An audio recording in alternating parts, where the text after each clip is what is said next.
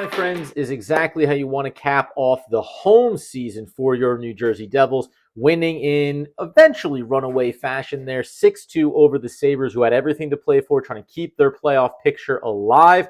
We get everything we want here in the season finale at home, with Jack Hughes finally getting over that points total hump. He is now the record setter, the franchise holder, with still one more game to go. We also got some really great performances. Yes, the debut for brother Luke, who stood up there and I think really had some nice tests throughout this game. Areas of struggle, of course there were, but I think he had some really nice moments that put on display what type of player he is going to develop into for these New Jersey Devils. On top of that, we also get the 51st win of the season. That ties a franchise record. So, with one more game to go on the road down in DC, the Devils could potentially set that record for themselves. You also had Tuna kicking it in there. He gets his 20th goal of the season tonight, and with that, the New Jersey Devils have 6 20-goal scorers. That is something that they had not done, I think, going all the way back to early 2000s. So it's been a long time coming for some of these records to fall,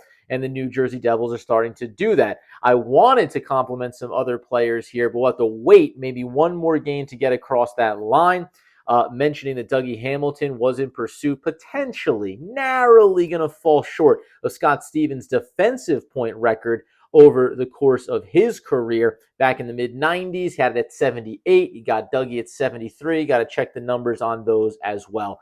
This was, a game that showed some of the things that we've seen from the Devils. I think they came out early, showing some dominance. By the way, we mentioned this on our pregame coverage of this one. Missing multiple key face-off winners. And when we go back to those numbers, we'll wrap it up in the coming days. But you had Jack Hughes, you had Heischer, you had players stepping up in that face-off circle, and they were up going to the third period, 20-18. Critical to continue to win those battles when you know you're down some key contributors on the ice. Now, they still have that one more game, as we mentioned. The Canes in line to get their victory. So they did not accomplish the goal of getting that number 1 seed, but they will host the first round playoff series for the first time since 09-010. So, as we discussed with myself and Danny McDonough, so much of what this team is achieving this season, yes, there is the ultimate goal of winning playoff hockey games, of winning playoff series and trying to go on a little bit of a run here.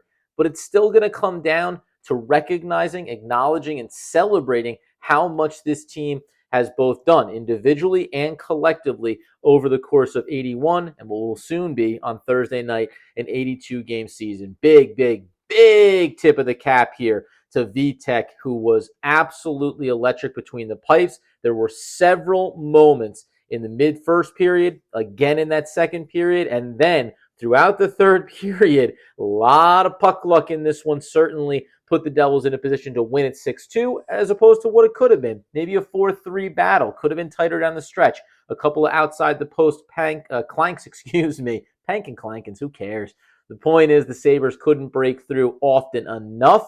Vitek stood up in a big way, and I'll tip my cap. We're going to review all this. We're going to discuss all this more in depth, but this is just your post-game immediate takeaways and how excited we are for everything that was achieved tonight.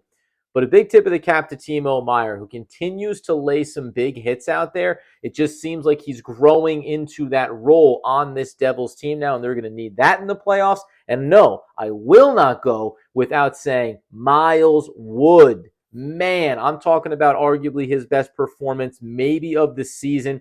Did it at both ends, showed the burst, getting that puck out of the neutral zone and into that final frame there, putting some real opportunities there for himself and for teammates, right? So it's not always about what you achieve for yourself. It's about what you set up for others. So overall, an excellent team effort. Did a good job clogging up some of the passing lanes, blocking some of the shots, and then ultimately he did have to lean on Vitek for big stretches of this one. But hey, that is the end of the home regular season performances for your New Jersey Devils, and they do it in absolutely excellent fashion. We'll catch up with Danny McDonough, who was there at this game, and we said wrapped it up 5-2. The prediction that I had on the line, didn't think that special moment was going to come, and then bang, we get Jack Hughes passing one of my favorite Devils of all time, Elias to go ahead and take that franchise record and hopefully an opportunity to add more to it on Thursday night. You go ahead and get us on YouTube, obviously, at New Jersey Devils Puck Luck Podcast. You get us over on Twitter at Danny the Face, at Adam Armbrecht,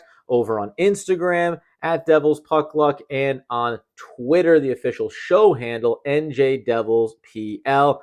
We're just going to be having some real good times here over the next couple of days. Be sure to follow us, support us, like us, share us, because we want to bring this energy all the way through what we think following Thursday night's game will be a deep playoff run for your New Jersey Devils.